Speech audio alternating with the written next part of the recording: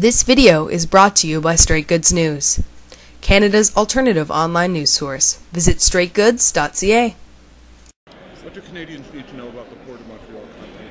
Oh yeah, that Senator Oussakos, before he was nominated senator, and he was a good friend of the Conservative Party, and Mr. Soudas were deeply and personally involved in political pressure to put someone at the presidency of the Port of Montreal. Why?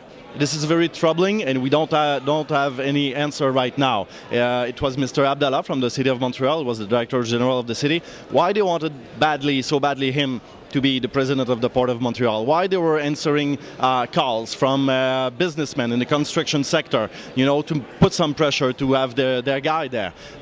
So it's not clear. There's a RCMP investigation right now, and we just hope that the Prime Minister will give all the information and will, you know, put all this story in the light to be sure that everything was done in ethical ways.